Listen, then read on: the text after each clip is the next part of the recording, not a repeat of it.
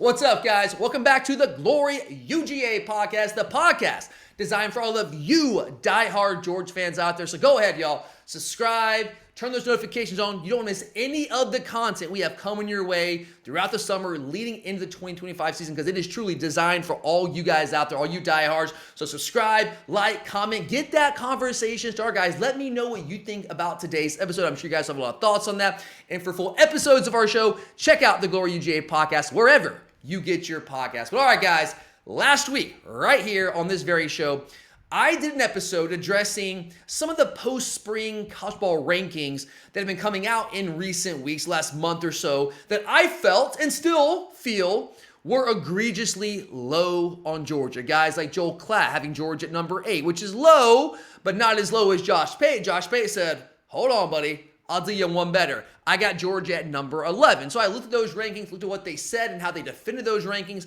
and detailed how I just felt, in general, big picture look, macro look, that Georgia was being underrated heading into the summer months. But here we are, guys. One short week later, and the undersell Georgia in 2025 train is not only rolling on, y'all, it is picking up steam as other national voices out there have added their not so glowing takes to this growing chorus of Georgia doubters entering 2025. And I know most of you by now, towards the end of the week, are fully aware of what Paul Finebaum said, but in case you've been on vacation, in case you missed it some way, somehow, I know people have busy lives, or maybe you heard it and forgot exactly what he said, I got the quote right here for you. Let me remind you. So this is what Paul Finebaum said. He's down there in Destin, SEC spring meetings, right? You got coaches, you got ADs, you got presidents, you got everybody that has anything to do with the SEC down there in Destin right now. So Finebaum, of course, SEC guy, he's down there, and he was doing a Sports Center hit, and there was a segment they do, I guess, where the premise was, would this team be fine or not fine? Obviously, play on his name. And speaking of Georgia, here's what Finebaum had to say about Georgia and specifically Gunner Stockton. He said, quote, Georgia will not be fine with Gunner Stockton. I know the team rallied around him during the SEC championship game, but I was underwhelmed with what I saw from Gunner Stockton in the Sugar Bowl loss to Notre Dame. We'll get to all that, guys. Trust me, that's coming. And then I guess it was earlier in the week, maybe last weekend, Athlon Sports, who's a magazine's been around forever, do a great job. One of the cool features they have every year, probably the coolest thing that they do, is they have an anonymous scouting report for every team. It's basically an anonymous coach who just gives them a couple paragraphs on each team. It's a different coach for a different team, for every team, I think. And the anonymous coach for Georgia this year, he said a bunch of different things, but here's one line that really kind of stuck out to me. He said, quote, the biggest question mark will be the offense under Gunner Stockton. He also talked about how Georgia doesn't have as much talent as we've had in years past, and that we're some way somehow thin at linebacker, even though our linebacker unit, at least our inside linebacker unit, in my opinion, is not only the deepest, most talented in the entire country, but hey, whatever. But look, guys, I know that I just addressed this last week. That's why I'm doing this episode at the end of this week, because I thought about long and hard, like, do I want to do this again? I just talked about Georgia being underrated last week.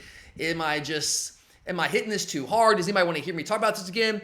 But I decided that, yes, we're going to jump on here. We're going to talk about this today because I want to approach this from a different angle. Again, last week's show, which you haven't checked out, go check that out. I was addressing specifically Josh Pate, Joel Klatt directly, and I was looking more of a big picture, macro look at why Georgia might be underrated heading into this season.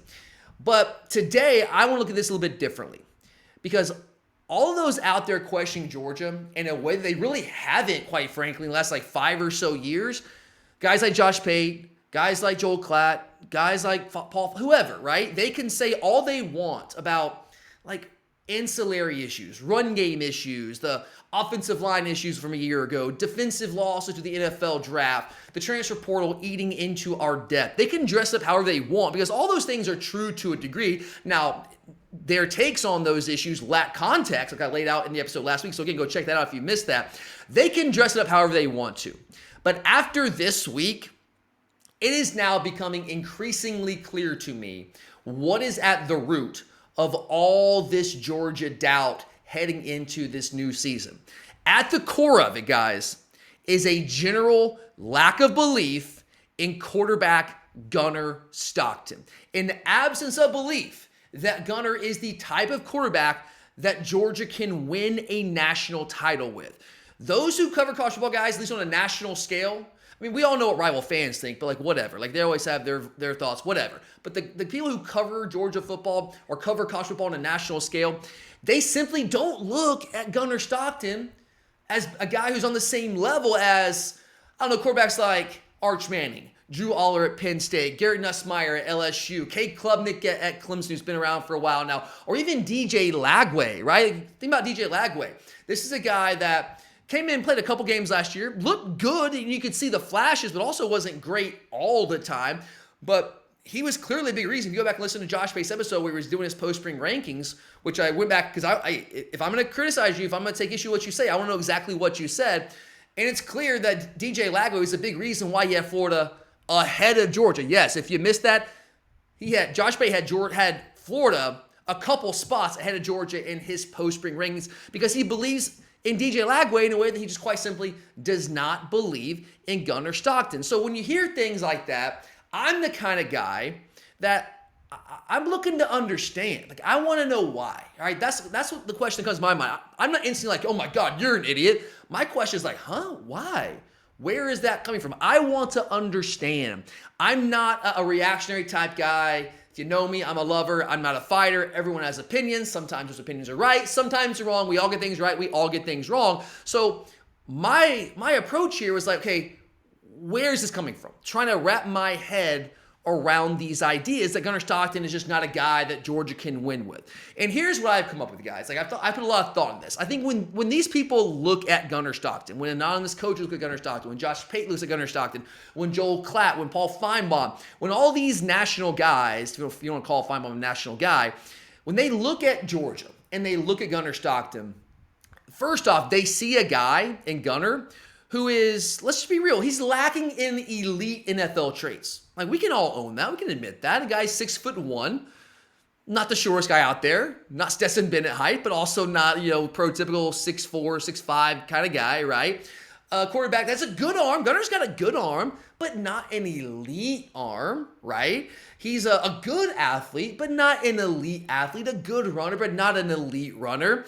And he's also, beyond just like not having those physical traits that NFL scouts look for in like the first round quarterback, he's not talked about as an NFL guy, right? He's not talked about as a future first rounder. And he's also just never had that hype around him, even coming out of high school, guys. I know here in Georgia, we all knew about Gunner Stockton because he was breaking basically every record that Georgia had in terms of passing touchdowns, passing yards, rushing touchdowns, all of that, right? And you can see him on TV, Rabun County, right? There's this legend here locally of Gunner Stockton in Georgia, right? But that's not a national thing. That doesn't really translate on a national scale. What translates more on a national scale is, what are your physical traits? What is your NFL future? What is your ranking? Are you this 5-star guy? And he just never was. Like, Gunner was not an afterthought recruit. No way. Like, no, he was a solid 4-star guy, but he wasn't this big 5-star recruit. He wasn't the level of a guy like Jared Curtis coming to high school. He wasn't the level of a Dylan Raiola or a Justin Fields. All these guys had all this hype around them coming out of high school. And a guy like Justin Fields, I know he had a lot of physical tools. Also, all that hype got him drafted very, very high in the NFL draft and still never quite worked out. So he wasn't that big 5-star guy, like a fringe top 10 quarterback nationally, like 150 overall with the On3 industry rankings, but not a top 10 player, not a top 2 or 3 quarterback in the country, at least in terms of the recruiting rankings. And he also didn't really play the recruiting game. You guys know Gunner. To say that he's the opposite of flashy would be quite the understatement. He shies away from publicity. He shies away from notoriety. He's always looking to put the spotlight, the attention on other people. He ain't that guy, okay? That's not what Gunner Stockton is. So he didn't have those expectations entering college. If you don't play the recruiting game, you don't do all those interviews, then they don't cover you as much as they cover some of these other guys. So the expectations just simply weren't there.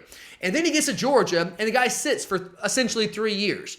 And the quarterbacks in front of them, by and large, with maybe the exception of Carson Beck at times last year, were performing at a high level.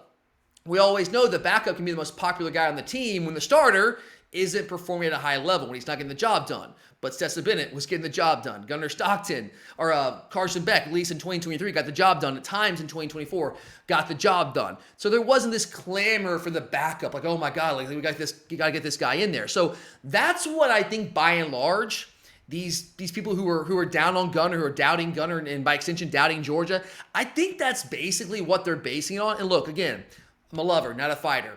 I'm not going to call anyone an idiot, a moron, loser, whatever. I'm not going to attack anyone personally. I don't think that's constructive. There's enough hate in the world, and I'm not going to be one that's going to add to it. So I'm not going to attack anyone personally, but I will attack some of the thoughts, all right? And I will attack maybe the process a little bit, because I think that if that is indeed where these opinions on Gunner Stockton are forming, if this is where they're coming from, it's just lazy, guys. Those are lazy takes. Those are lazy opinions. You can have a different opinion from me. That's fine. Like, people disagree on things. I get some things right. I get some things wrong.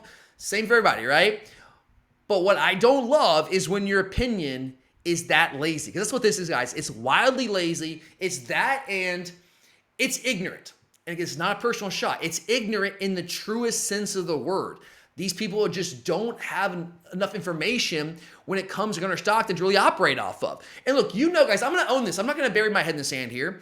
You know, if you've been following this podcast for a long time, you know my history with Gunner Stockton. I've had my doubts openly about Gunner Stockton at times. But those doubts that I had were not based on the peripheral things, the recruiting rankings and the lack of hype coming out of high school, all those things.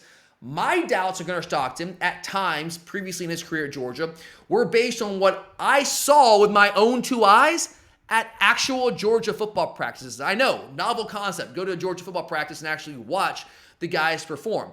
And I'll go back and tell you exactly what even like as recently as last fall. I went to practice last fall during fall camp, and I came on this very podcast and told you guys I was underwhelmed. I'll use Paul Finebaum's own word there. I was underwhelmed with Gunner in that moment. Because you know what, guys? The reality was the first couple years of Gunner's time here at Georgia, he wasn't ready. He wasn't, okay? He had to work. He had to get better. But you know what? He did. He did. And this is where I differ from guys like Paul Finebaum, who are still underwhelmed with Gunner Stockton. Because you know what? I actually pay attention. I know this is a crazy, crazy concept. I actually watch football games. I watch a lot of them. I don't watch bits and pieces. I watch full games, okay? And my opinion, it might evolve over time. I'll own that, but my opinion evolves with the evidence. My opinion follows the evidence.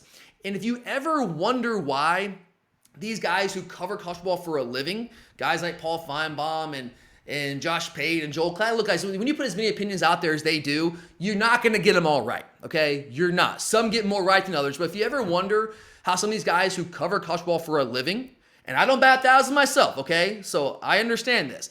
But if you ever wonder how they can be so wrong so often about a lot of these things, and a lot of these players, that is why, guys, I'm telling you, they don't watch as many games, by and large, as you and I do. Look at Joel Klatt. Joel Klatt's calling football games, guys. He's calling games during the day. How many games are being played while Joel Klatt's calling those games? A lot. He going back and is he rewatching all those? How many games are being called while Joel Klatt's on an airplane flying back home after the game? A lot. Is he watching as many games as you and I are? No, he's not. Josh Pate watched a lot of college football, but he also every week goes to a game. He's watching that one game. A lot of games are being played that he's not watching. He doesn't DVR every game like I do and fast forward through commercials and watch a game in an hour, 15 minutes. He's not doing those things. He's getting on a plane, flying back home to Nashville. He's not watching all those games. Paul Finebaum, who knows what Paul Finebaum's doing, but they're not watching all these games. So if you ever wonder why they're wrong a lot, that is why. So their opinions, guys, are often, let's just be real. Okay, it's not a personal shot at these people, but these opinions are often superficial and they're often surface level because they don't actually watch enough games to really have any other type of opinion. And look, guys, I cover a team, so I know this team inside and out. Covering all college football, that's a different animal. It's really hard to have detailed opinions and watch every game of every team. It's impossible, right? So you got to give them the benefit of the doubt. They understand that, but that also means that their opinion on some of these players is not as informed as someone like me who pays attention very, very closely. Spend the entire offseason going back and rewatching all Georgia games over and over and over and over again, watching different positions on every single rewatch, right? So what these guys understand is if you actually pay a little attention and do the slightest bit of research before you throw these opinions out there, they would know that Gunner Stockton, you know what, he might not be an NFL caliber quarterback. He might not be a first round draft pick. Probably won't be. Honestly, probably won't be. I can admit that. But they would know that Gunner Stockton can play, guys. They would know if you just pay attention just a little bit, man. They would know that Gunner Stockton set Georgia high school career records for passing yards, passing touchdowns, rushing touchdowns. And I know that doesn't always translate to the college level, right? It doesn't always. But it's got to mean something that this guy can actually play some football. And then there's this, beyond just what he did in high school. High school is high school. That's just a starting point. But beyond that, in his first meaningful game time, he comes in to the SEC freaking championship game and ignites what had been a moribund Georgia offense that totaled 3 points in the first half, had negative rushing yards. He ignited that offense and led the Dogs to an SEC championship title. And in the process, knocked off a Texas team that so many this offseason are claiming that has already some way, somehow surpassed Georgia, even though they've never actually beaten Georgia since they joined the league. But now they're the new standard in the SEC, even though they haven't won an SEC title. Yeah, he knocked off that Texas team, right? Then in the Sugar Bowl, a month later, he goes out and throws for more yards against Notre Dame than anyone else did in the entire college football playoffs. No other quarterback that Notre Dame played. They played 4 games in the college football playoff. In all 4 games, Gunner Stockton threw for more yards, had a higher than any team, than any quarterback out there, including the national championship game against Ohio State. He also put the second highest completion percentage against the Notre Dame defense. He had the second highest yards per attempt of all Power 4 quarterbacks against the Notre Dame defense. The only one that's ahead of them was Ohio State. Of course, they got Jeremiah Smith out there catching balls, Mecca Buka. A little bit different story of what Georgia had to work with at receiver last year. And all game long against Notre Dame, guys, he was consistently fitting balls into tight windows down the field. You know, the ball to Arian Smith, obviously, in the intermediate range. He was making good decisions. He was in control out there. He was 20 of 32 for 235 yards, 62.5% completion percentage, touchdown, and 0 interceptions. And you know what makes it even more impressive? He did that in his first ever career start against a top 10 caliber Notre Dame defense, a top 5 Notre Dame passing defense. Now you compare that to a guy like Arch Manning, who admittedly probably has, almost certainly has a higher NFL future than a higher NFL ceiling than Gunner Stockton does. So what did Arch Manning do in his very first start last year against ULM? Well, 15 and 29, 258 yards, 51% completion percentage, 2 touchdowns, 2 interceptions. But we're down on Gunner Stockton and we're really high on Arch Manning. What is that based on? Yeah, it's based on NFL prototype size and traits and pedigree, obviously coming from the Manning clan, the recruiting hype, right? That's what it's based on, not actual production on the field. Compare that to Drew Aller, Penn State, who right now is almost unanimously a top 3 team coming into this season. A big part of that is because Drew Aller, their quarterback, decided to come back for another year instead of enter the NFL draft. But what did Drew Aller do against that same Notre Dame defense that Gunner Stockton played a week later? He was 12 of 23 for 135 passing yards, 52% completion percentage, 0 touchdowns, 1 interception. And guys, there's more context than even that. Gunner did what he did against Notre Dame, first ever career start. Drew Aller, that was the dude's 45th career start, and his numbers weren't half of what Gunner Stockton's were. And he also had a first-round pick at tight end in Tyler Warren to work with. Quite frankly, guys, look, I love our guys out there. Gunner didn't have guys like that to work with last year. But some way, somehow, it's Gunner Stockton. It's not Drew Aller. It's not Arch Manning that the big question. Some way, somehow, it's Gunner Stockton, despite the production on the field that is underwhelming to Paul Finebaum, it coming into the 2025 season. And I think what is at play here, guys? Again, it's hype and it's projection, right? That's really what it comes down to.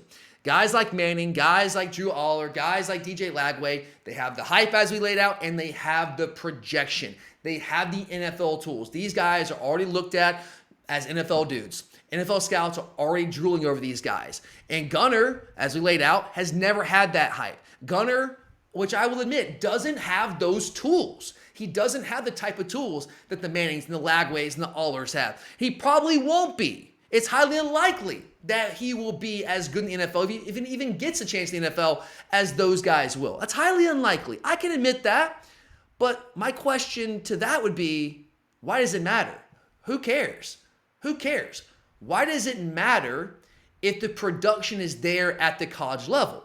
Like, you don't have to be. Somewhere along the line, we've got this idea that you can't be a good college quarterback unless you are like an NFL guy, unless you have an NFL future. And that's just emphatically not true. That's been proven time and time and time again. You don't have to be an NFL guy, a guy that's going to be a first-round NFL draft pick, to be a quarterback that's capable of leading your team to SEC titles, to national titles. I mean, guys, we have our own example a couple years ago in Stetson Bennett. Like, I know he got drafted, the 5th round. I know the Rams like him. I understand that.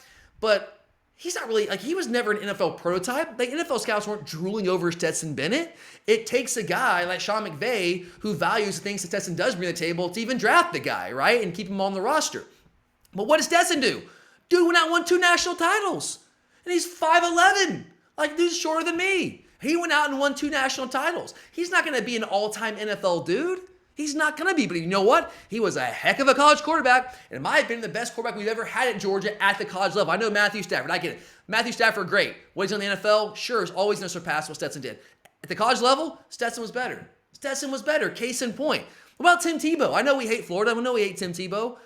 Tim Tebow is one of the great, and I hate to say this, man, because I hate Florida, but like, let's be real. Tim Tebow is one of the greatest, not only college quarterbacks of all time, one of the greatest college football players of all time. That hurts me, pains me to say it, but it's true because we all watched it. It sucked, right? Those years sucked. But what was the guy in the NFL? I mean, come on. Like, he was an incredible all-timer at the college level. Couldn't stay in the NFL. Only lasted a couple years. Had a nice little playoff run, and it was all downhill from there. And all those Bama quarterbacks, right? Like the Greg McElroys, the Jacob Cokers, even the Mac Jones. I know he got drafted in the first round some way, somehow, but we know how that worked out. All those Bama quarterbacks, they weren't NFL guys, but they were really good at the college level, and Bama won titles with them. And look, obviously having an elite quarterback in college, a guy that isn't an NFL dude, obviously that helps. Like, yeah, ideally you'd want a guy like that, of course. But it doesn't preclude you from winning at a high level. Again, we've seen that with Stetson Bennett just a couple years ago.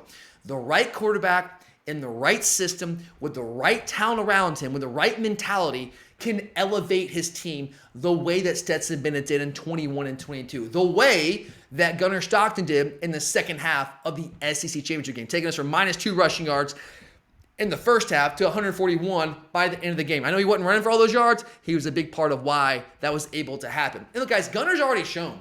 He's already shown. I know it's a small sample size, admittedly, but he's already shown that he can elevate his team, that he can produce at the college level, even in his first career start, his first real playing time in the SEC championship game. The sample size is small, but it's there if you're paying attention.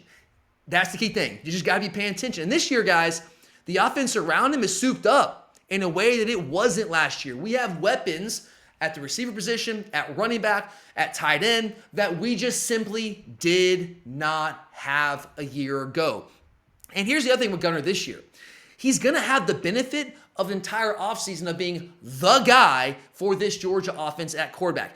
And why that matters is you get all those reps, guys. It's not so much as like you getting accustomed to having all the eyes on you. Like, sure, that's a part of it. But more importantly, it's about reps. When you're the second and third string quarterback like Gunner was his first couple years in Athens, you're only getting a handful of reps, especially once you get in season.